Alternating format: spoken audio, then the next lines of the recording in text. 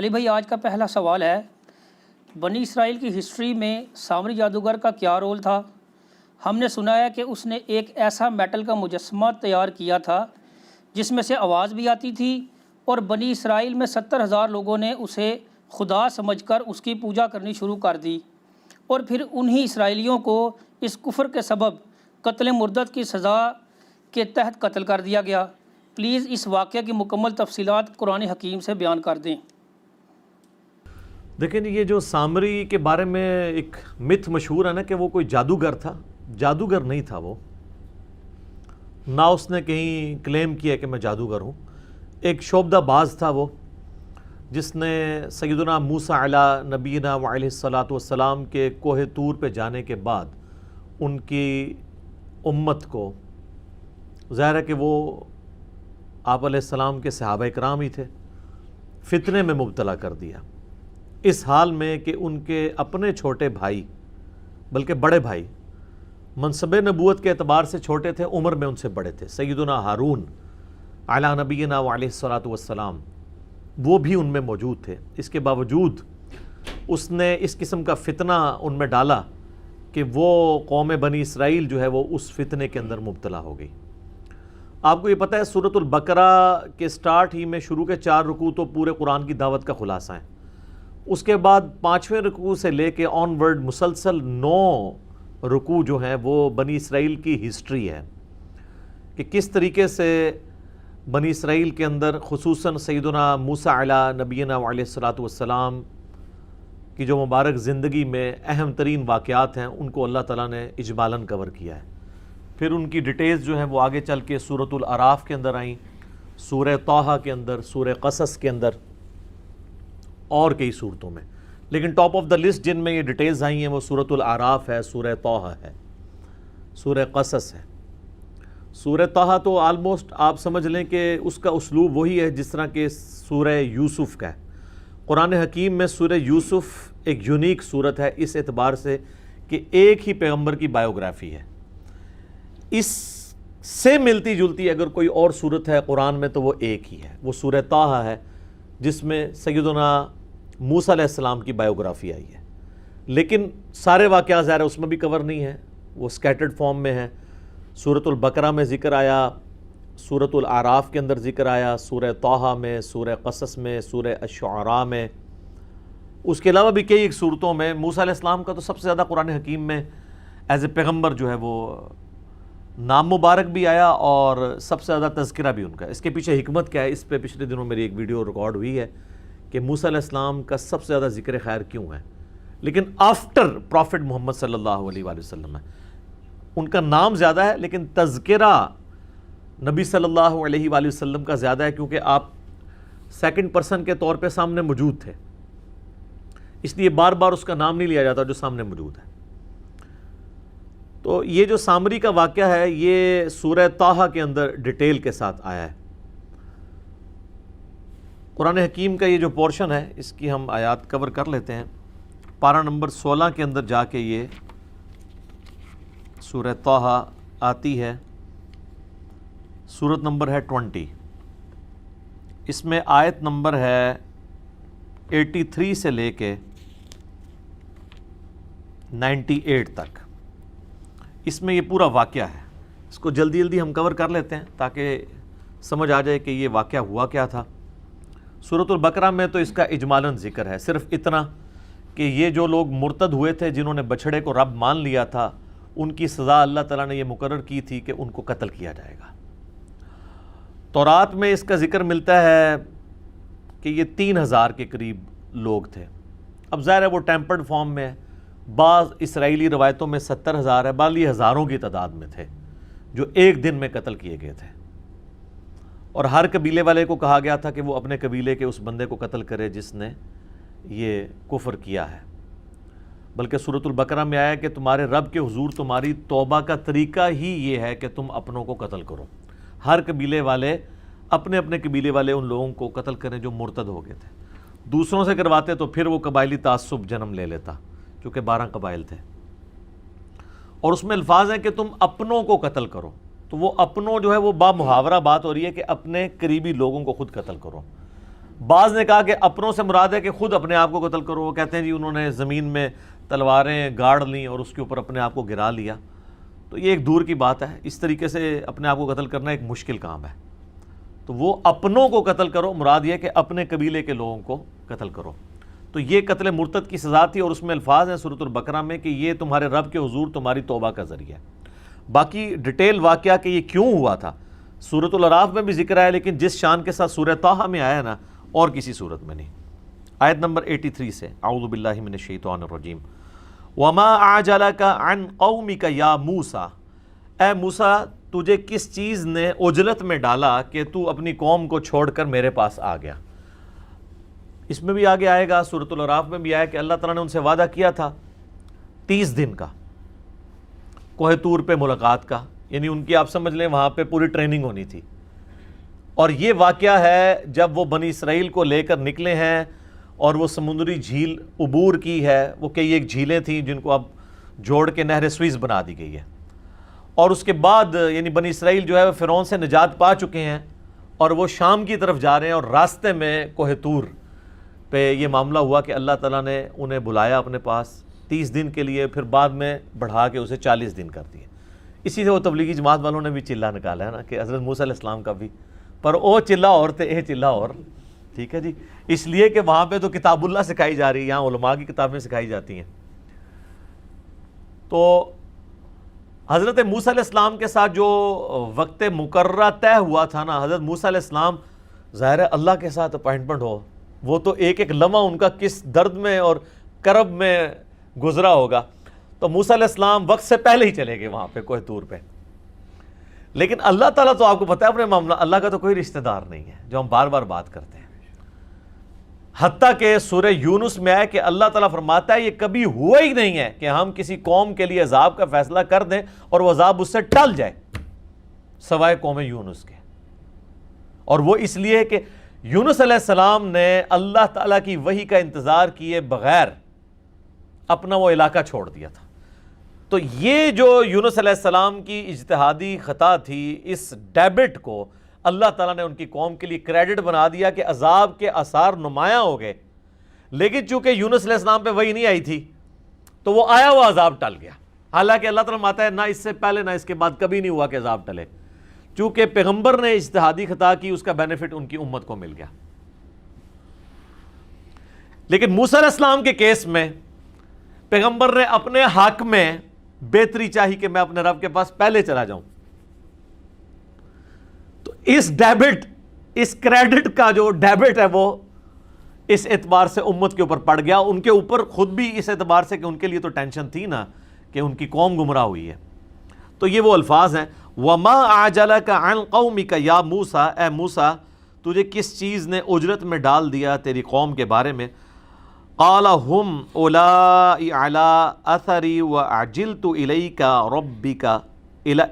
رَبِّي لِتَرْضَىٰ، انہوں نے کہا کہ اے اللہ میری قوم میرے پیچھے نقش قدم پہ چلتی آ رہی ہے، وہ بھی میرے تک آ پہنچے گی، اور میں نے یہ جو اجرت اختیار کی تو اے میرے رب تیری رضا چاہنے کو، میں تو جلدی تیرے پاس آنا چاہتا تھا۔ اور آپ کو پتہ ہے اسی موقع پہ، یہاں تو نہیں ہے، سورۃ الاعراف میں ہے کہ انہوں نے اللہ تعالیٰ کی زیارت کی بھی تمنا کر دی تھی کہ اللہ میں تجھے دیکھنا چاہتا ہوں، تو اللہ تعالیٰ نے فرمایا کہ اس پہاڑ کی طرف، کوہ طور کی طرف دیکھ، اگر یہ قائم رہتا ہے نا پھر تو سوچنا تو مجھے دیکھ سکے گا، اور وہ پہاڑ جو ہے وہ ریزہ ریزہ ہو گیا اللہ تعالیٰ کی تجلی کی وجہ سے، اور اس کے انڈائریکٹ مشاہدے کی وجہ سے موسیٰ علیہ السلام بے ہوش ہو گئے۔ یہاں پہ وہ واقعہ سکپ ہے، لیکن وہ اسی 40 والا جو 40 دن کا چلہ آپ اسے کہہ لیں، اس کے اندر ہی یہ ہوا تھا۔ قَالَ فَإِنَّا قَدْ فَتَنَّا قَوْمَكَ مِن بَعْدِكَ وَأَضَلَّهُمُ السَّامِرِي، تو پھر اللہ تعالیٰ نے فرمایا کہ بے شک ہم نے تیرے بعد تیری قوم کو فتنے میں ڈال دیا، آزمائش کے اندر، اور انہیں سامری نے گمراہ کر دیا ہے۔ اب ظاہر گمراہ تو سامری نے کیا ہے، اور اللہ تعالیٰ کہہ رہے ہیں میں نے فتنے میں ڈال دیا۔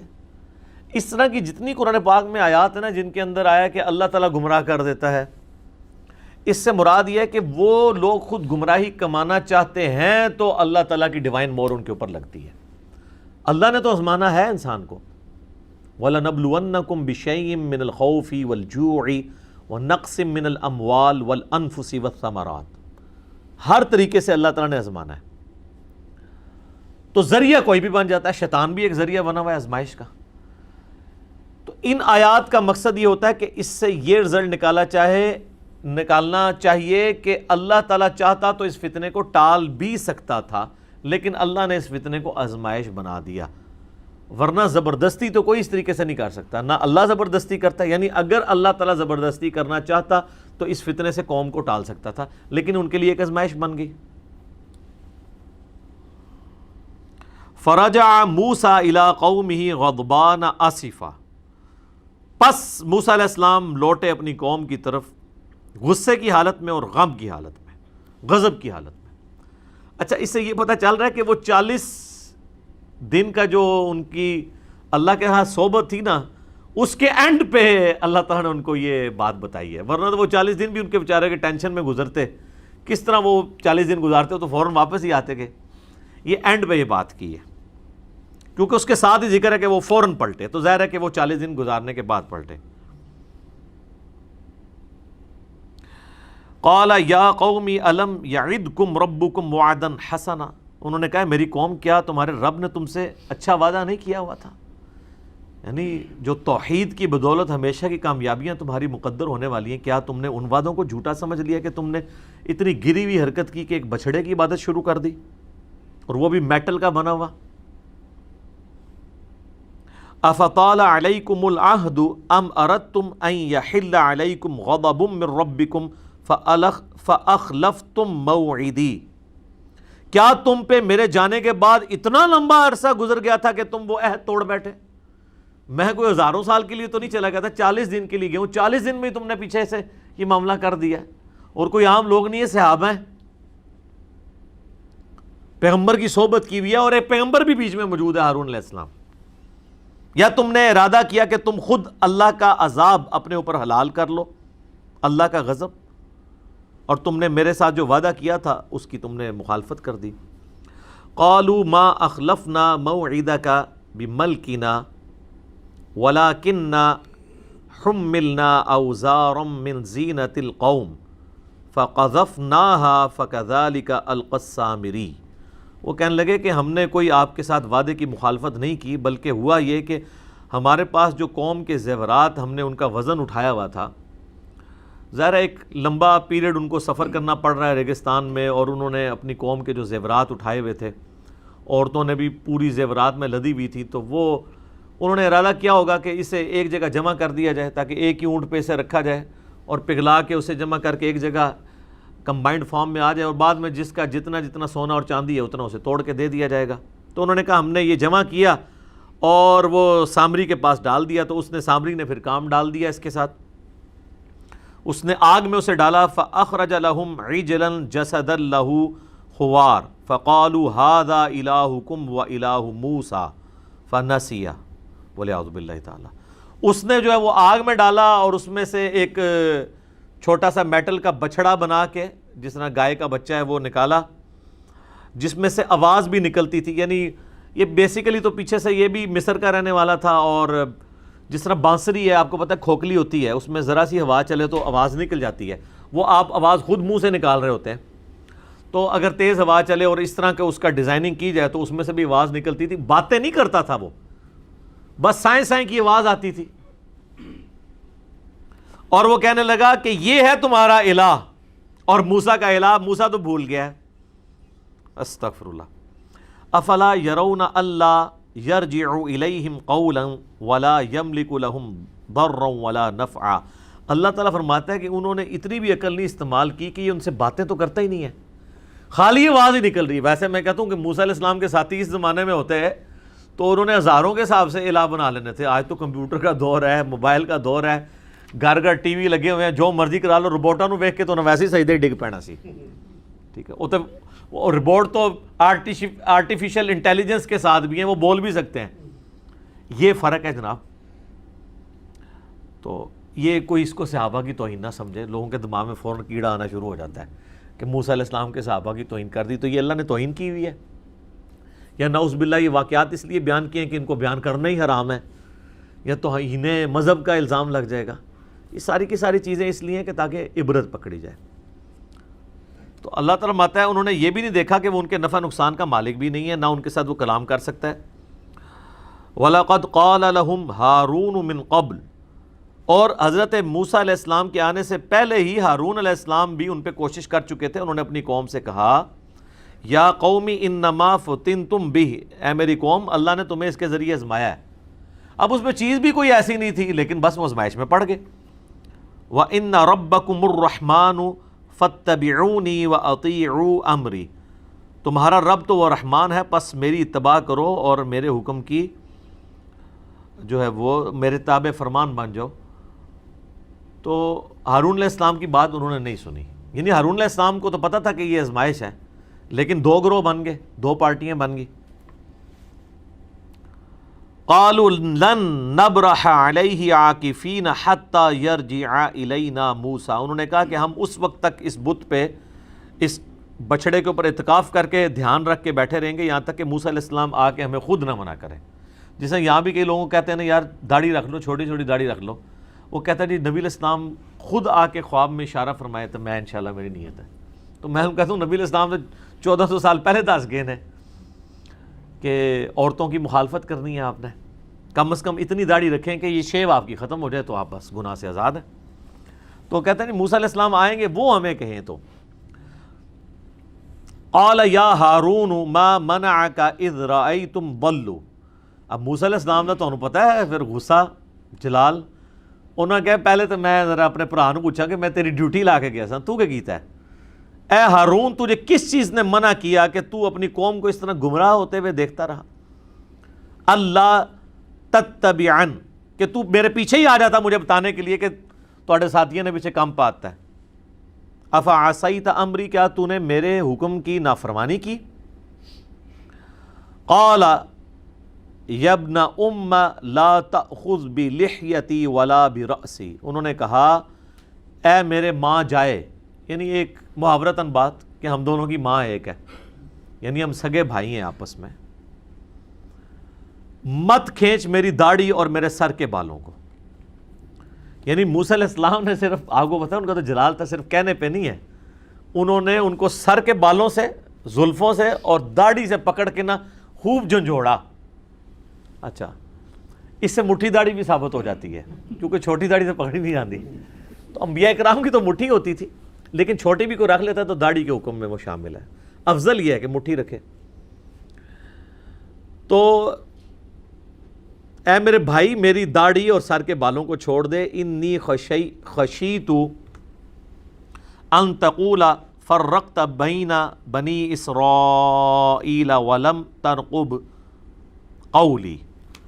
تو انہوں نے کہا کہ مجھے یہ ڈر ہوا کہ تو مجھے یہ نہ کہہ دے کہ تو نے جو ہے وہ میرے جانے کے بعد بنی اسرائیل میں تفرقہ بازی ڈال دی ہے, اور میرے جو تمہارے ذمہ میں ڈیوٹی کر کے گیا تھا تم نے وہ ڈیوٹی نہیں پوری کی. کہ ان کو یہ بھی خطرہ تھا کہ میں اگر نکل جاتا ہوں پیچھے حالات مزید نہ خراب ہو جائیں, تو میری موجودگی سے کم از کم میرے حامی جو ہیں وہ تو ایٹ لیسٹ اس کام سے رکے رہیں گے نا. تو موسیٰ علیہ السلام یہ اجتہاد کر رہے تھے کہ تمہیں مجھے آگے بتانا چاہیے تھا, ان کا اجتہاد یہ تھا کہ میں نکل جاتا آپ کو بتاتا اور پیچھے سے کام خراب ہو جاتا تو آپ نے پھر مجھے کہنا تھا کہ تو ادھر سے نکل کیوں آیا, تو اتنے ہی رہنا سی, میں آ ہی جانا سی, میں 40 دن واسطے گیا تھا.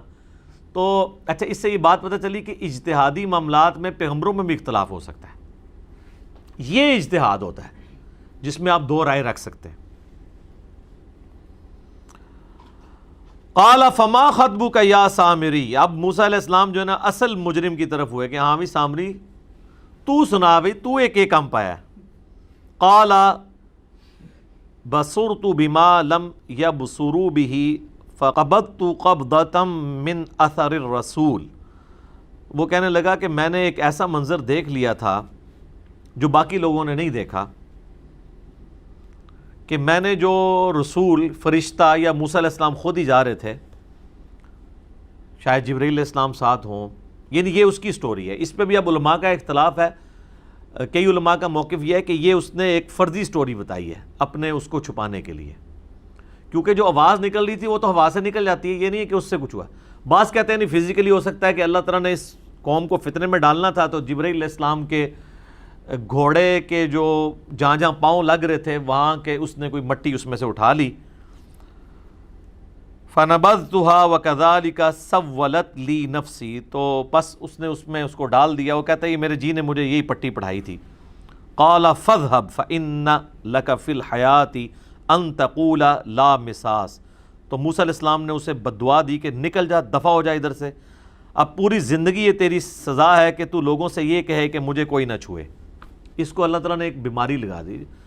بعض کہتے ہیں جزام کی بیماری تھی, اور ایسا جزام لگا, کوڑ کا مرض ہوا کہ اگر اس کو کوئی ہاتھ ٹچ کرتا تھا نا تو اس کو بھی تیز بخار ہوتا تھا, اور جو ہاتھ لگاتا تھا اس کو بھی تیز بخار, یعنی اسے بھی اس اذیت سے گزرنا پڑتا تھا. تو ہر وقت اس کی زبان پہ یہ ہوتا تھا مجھے کوئی ہاتھ نہ لگائے, مجھے کوئی ہاتھ نہ لگائے. یعنی اس کے ہاتھوں نے جو غلط کام کیا تو اللہ تعالیٰ نے اسے یہ سزا اس پہ مسلط کر دی پوری زندگی کے لیے. وَإِنَّ لَكَ مَوْعِدًا لَن تُخْلَفَهُ وَانظُرْ إِلَىٰ إِلَٰهِكَ الَّذِي ظَلْتَ عَلَيْهِ عَاكِفًا. اور ان کا کہ بے شک تیرے ساتھ جو وعدہ ہے نا اس کی کوئی خلاف ورزی نہیں ہوگی, دنیا میں بھی عذاب, آخرت کا بھی عذاب ابھی تیرا باقی ہے. اور اب دیکھ کہ میں تیرے بنائے ہوئے اس جھوٹے الہ کے ساتھ کیا کرتا ہوں جس کے اوپر تم لوگ اعتکاف کر کے بیٹھے ہوئے تھے. لَنُحَرِّقَنَّهُ ثُمَّ لَنَنْسِفَنَّهُ فِي الْيَمِّ نَسْفًا. میں اس کو آگ لگاؤں گا اور اس کی راکھ جو ہے سمندروں میں, خشکیوں میں بکھیر دوں گا. یعنی وہ جو بچڑا بنایا ہوا تھا اس کو وہ ختم ہی کر دیا, وہ زیور بھی ان سے جاتے رہے. ظاہر ہے یہی کچھ ہی ہونا چاہیے تھا جو کچھ انہوں نے کیا. انما الہکم اللہ الذی لا الہ الا ہو. تمہارا الہ تو نہیں ہے مگر وہی ایک اللہ, صرف وہ ایک اللہ جس کے سوا کوئی معبود نہیں ہے. وسع کل شیء علما, اور اللہ تعالیٰ نے اللہ یعنی وہ ہستی ہے جس کے علم کی وسعت نے ہر چیز کو گھیرا ہوا ہے. كَذَلِكَ نَقُصُّ عَلَيْكَ مِنْ أَنْبَاءِ مَا قَدْ سَبَقَ. اے نبی علیہ السلام اس طریقے سے ہم آپ کے اوپر وہ واقعات بیان کر رہے ہیں جو آپ سے پہلے گزر چکے ہیں. وَقَدْ آتَيْنَاكَ مِن لَدُنَّا ذِكْرًا, اور بے شک ہم نے آپ کو اپنی طرف سے ایک نصیحت والی چیز یعنی قرآن عطا فرمایا. یعنی یہ نبی علیہ السلام کے نبی ہونے کی دلیل ہے کہ آپ علیہ السلام کی پیدائش سے 1400 سال پہلے کا یہ واقعہ ہے. حضرت موسیٰ علیہ السلام کا یہ جو پورا واقعہ ہے, اور وہ نبی علیہ السلام جنہوں نے کوئی دنیاوی تعلیم حاصل نہیں کی ہوئی, اس کے باوجود ان واقعات کو ٹینیز ڈیٹیل تک ایکوریسی کے ساتھ بیان کر رہے ہیں. یہ نبی علیہ السلام کے نبی ہونے کی دلیل ہے. باقی اس کا ایک پہلو ہے کہ یہ تو قرآنک ورژن ہے اس واقعے کا. ایک اس کا ورژن ہے جو تورات اولڈ ٹیسٹمنٹ میں موجود ہے, وہ مختلف ہے. اس میں تو معاذ اللہ انہوں نے حضرت ہارون علیہ السلام کے اوپر الزام لگایا کہ انہوں نے یہ بچڑا بنا دیا تھا. جی ہاں, پھر اس میں کنٹراڈکشن بھی ہے. اس میں آپ اگر مولانا مودودی رحمہ اللہ تعالیٰ کی جو تفسیر ہے تفہیم القرآن وہ آپ پڑھیں, انہوں نے دونوں کو کمپیئر کروا کے بتایا کہ کس طریقے سے تورات کے اندر یہ ٹیمپر کیا گیا ہے, اور تورات میں آنے والے اس واقعے میں خود اتنا کنٹراڈکشن پایا جاتا ہے کہ وہ خود ایک طرح کا واقعہ بیان نہیں کرتا. اور انہوں نے بتایا کہ اگر یہ بات ہوتی تو ہارون علیہ السلام کو سب سے پہلے سزا دی جاتی, کیونکہ قتل مرتد کی سزا اگر ان لوگوں کو ہو رہی ہے تو جس نے بنایا تھا تو اس کو سزا نہیں ہوئی. رہا یہ کہنا کہ اس کو سزا قتل مرتد کی کیوں نہیں ہوئی, قتل مرتد کی سزا اگر سامری کو ہوتی تو وہ ایک دفعہ مارا جاتا نا, یہ تو پوری زندگی کے لیے اس کو کوڑ کے مرض میں اور اس عذاب میں مبتلا کر دیا, پھر یہ جنگلوں میں نکل گیا, بڑی ذلت کی موت ہوئی. تلوار مار دی جاتی تو ایک دفعہ ہی جان چھوٹ جاتی, تو اس کو اس سے بڑا عذاب ڈالا گیا. پھر بعض اوقات جو اسرائیلی علماء ہیں یہودی وہ کہتے ہیں نہیں, یہ ہارون کا جو نام آیا نا تورات کے اندر, اس سے مراد یہ والا ہارون نہیں ہے, وہ سامری کا لقب سامری تھا, اس کا نام بھی ہارون تھا. اس طرح کی ایک تعویلات وہ بھی کرتے ہیں. الٹیمیٹلی اس طریقے سے بنی اسرائیل کے جو واقعات ہیں جو قرآن میں آئے اور تورات میں بعض پورشن تو من ون اسی طریقے سے موجود ہیں, بعض میں کنٹراڈکشن ہے. اور یہ کنٹراڈکشن جو ہے یہ اس اختلاف کو اس امت میں اگر کسی نے ریزالو کیا نا وہ مولانا مودودی ہیں. اس سے پہلے جتنی بھی آپ قرآن کی تفسیر ابن جریر طبری کی دیکھ لیں, ابن کثیر کی دیکھ لیں, ان لوگوں نے تو اتنی زحمت ہی گوارا نہیں کی ہے کہ وہ اولڈ ٹیسٹمنٹ کو کھول کے اسرائیلی روایتوں کو دیکھ کے اور ان ساری روایتوں کو نقل کر کے من ون اور قرآن سے ان کا کمپیریزن کروائیں. میں نے پہلے بھی کئی دفعہ بتایا, ہمیں امریکہ سے کال آئی ہماری اکیڈمی میں, وہ کہنے لگے کہ جی ہمارے بچے اب جوانی کی عمر کو پہنچ رہے ہیں اور قرآن میں جگہ جگہ تورات کے واقعات آتے ہیں, اور ایون یہاں تک کہا جاتا ہے کہ بنی اسرائیل سے پوچھ لو. وہ کہتے ہیں جی قرآن کے واقعات پھر آج کی تورات میں ہونے چاہیے، اگر ہیں تو وہ کدھر ہیں؟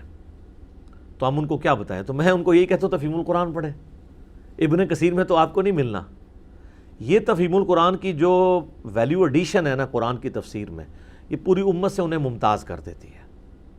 حالانکہ یہ کام ابن کثیر کو بھی کرنا چاہیے تھا، اتنی موٹی تفسیر لکھ دی، ابن جریر طبری نے اس سے بھی بڑی لکھ دی اس سے پہلے، لیکن یہ ایک مسنگ چیزیں تھیں جو قرآن کی تفسیر آپ لکھنے جا رہے ہیں تو پھر ان چیزوں کو ایڈریس کریں نا، تاکہ غیر مسلموں کے سامنے ہم اپنا مقدمہ پیش کر سکیں اور ان کے اعتراضات کا جواب۔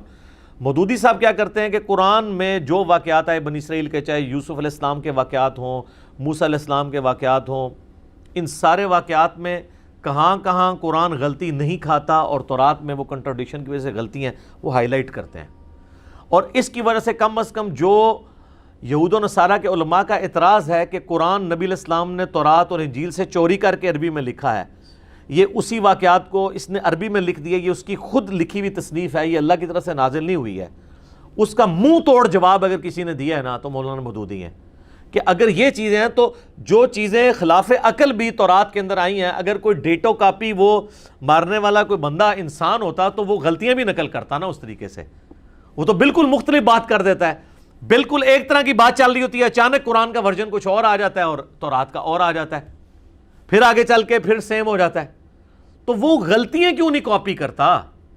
اتنا سمجھدار بندہ کون ہے کہ اس نے اتنے واقعات وہاں سے نعوذ باللہ چوری کی ہیں اور کہیں بھی غلطی نہیں کھاتا، اور آپ کے پاس جو کچھ ہے وہ غلطیوں سے بھرپور ہے، جس میں عصمت انبیاء بھی سٹیک پہ لگ جاتی ہے۔ بسا اوقات انتہائی بےہودہ قسم کے واقعات موجود ہیں۔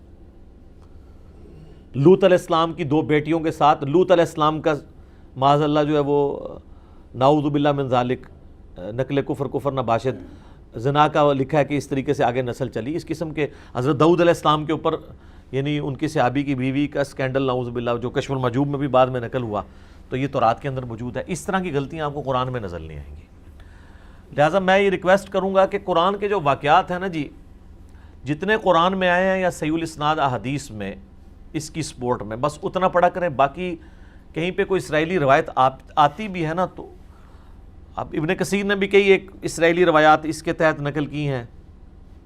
بلعام بن باورا کے بارے میں میرا کلپ ریکارڈ ہوا، اس میں بھی انہوں نے کچھ کی ہیں، اس میں بڑے بیہودہ واقعات بھی پھر آ جاتے ہیں، اور بیہودہ واقعات آتے ہیں جن کی کوئی اصل نہیں ہے، وہ کوئی تفسیر کر کے کوئی خدمت نہیں ہے، بہتر ہے کہ ان کو سکپ کیا جائے۔ قرآن کی وہ تفسیر نہیں ہے، بلکہ وہ آپ کہہ لیں کہ قرآن کی تفسیر کرنے کے لیے ایک کوئی ضرورت سے زیادہ واقعات لکھتی ہیں جن کی کوئی ضرورت نہیں تھی۔ قرآن کا مقصد ہے تذکیر، نصیحت، وہ ان واقعات سے آپ کو نصیحت مل جاتی ہے، اور وہ نصیحت یہ ملتی ہے کہ شرک اتنی بڑی بیماری ہے کہ وقت کا پیغمبر موجود ہو، زندہ ہو، اس کے باوجود شیطان کسی نہ کسی طریقے سے امت میں شرک داخل کرنے کی کوشش کرتا ہے۔ تو اس امت کو بھی محتاط رہنا چاہیے۔ ادھر کہانی کرائیے شرک ختم ہو گیا، شرک ختم ہو گیا، وہ تو میں نے پورا ان کا پوسٹ مارٹم کیا ہے۔ یوٹیوب پہ ایک میرا کلپ ہے وسیلے کے نام پر دھوکہ، اس کے اینڈ پہ میں نے اس ٹاپک کو بھی ایڈریس کیا۔ اس سے پہلے بھی آپ یوٹیوب پہ ویسے لکھیں نا کیا شرک اس امت میں ختم ہو چکا ہے، تو کئی کلپ میرے کھل جائیں گے۔ اس کانٹیکسٹ میں بڑی ناانصافی اگر میں وہ حدیث بیان نہ کروں جو صحیح بخاری اور صحیح مسلم دونوں میں موجود ہے۔ نبی علیہ السلام نے فرمایا تم بھی اگلے لوگوں کے نقش قدم پر چل پڑو گے، قدم با قدم، بالشت بر بالشت، حتیٰ کہ اگلے لوگوں میں سے کوئی گوہ کے سوراخ میں داخل ہوا تو تم بھی یہی کام کرو گے۔ صحابہ کرام نے پوچھا یہ اگلے لوگوں سے مراد کیا یہود و نصارہ ہیں؟ آپ نے فرمایا اگر وہ مراد نہیں تو کون سے لوگ مراد ہیں؟ مراد یہ کہ یہود و نصارہ کی خرابیاں جو تھیں وہ اس امت میں بھی آئیں گی۔ ظاہر ہے بیسک ہیومن انسٹنکٹ تو وہی ہے، اس وقت بھی سیکس پوٹنٹ جذبہ تھا، آج بھی، اس وقت بھی دنیا کی حکمرانی ایک انسان کی بہت بڑی ول ہوتی تھی، آج بھی ہے۔ اسی لیے دیکھیں الہامی کتابیں کبھی پرانی نہیں ہوتی ہیں، کیونکہ الہامی کتابیں انسانی نفسیات کے ساتھ ڈیل کرتی ہیں۔ انسانی نفسیات کبھی پرانی نہیں ہوگی، ٹیکنالوجی پرانی ہو سکتی ہے، انسانی نفسیات تو وہی ہے۔ ماں باپ کا رشتہ آج سے 10,000 سال پہلے بھی تھا، اب بھی ہے۔ میاں بیوی کا رشتہ آج سے 10,000 سال بھی تھا پہلے، آج بھی ہے۔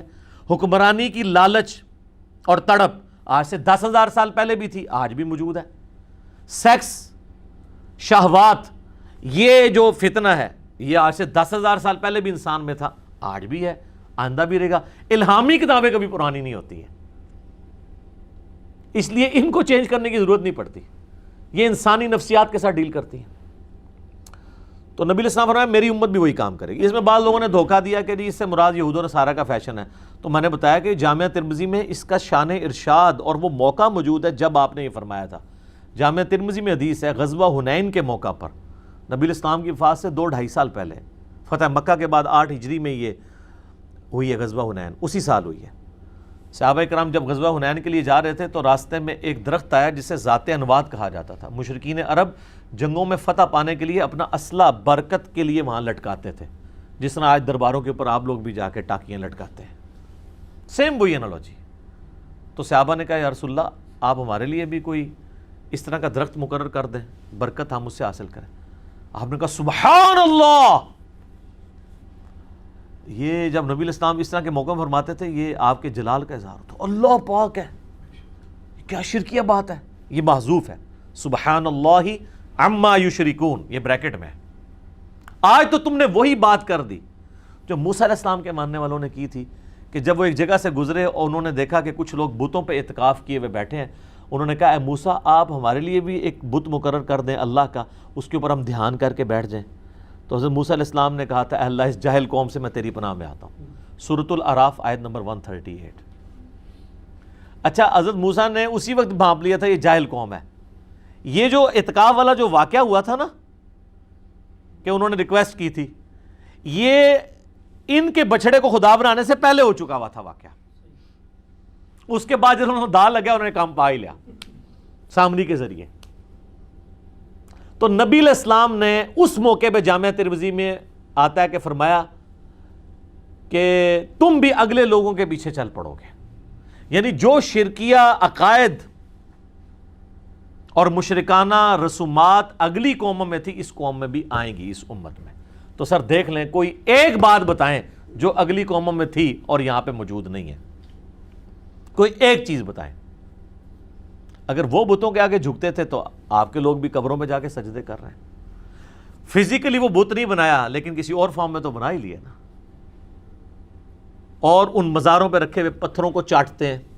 اور تو اور آپ کے پرائم منسٹر صاحب کتنے پڑھے لکھے بندے ہیں، وہ فرید الدین گنج شکر کے مزار کے اوپر جا کے ان کی وائف نے انہیں گرا دیا ہے، ایک پڑھے لکھے بندے کو جس نے اسلامک ہسٹری کے اوپر کتاب لکھی ہوئی ہے، جو ہمیں جو ہے وہ لیکچرز کے اندر جو ہے وہ جنگ یرموک اور قادسیہ، رومنز اور پرشین امپائر کی جنگوں کے حوالے دیتے ہیں، اور کہاں پہ بھی اس پہ میری ویڈیو آ گئی تھی۔ تو یہ نیچے تک چیزیں ٹریول کرتی ہیں۔ پھر تو اس واقعے سے آپ نے یہ عبرت حاصل کرنی تھی کہ شرک اتنی خطرناک چیز ہے کہ وہ کسی بھی وقت داخل ہو سکتی ہے، حتیٰ کہ وقت کا پیغمبر بھی موجود ہونا تب بھی یہ داخل ہو سکتی ہے۔ تو سر آج تو پیغمبر موجود نہیں ہے، تو آج بھی داخل ہوگی اور ہوئی بھی نظر بھی آتی ہے۔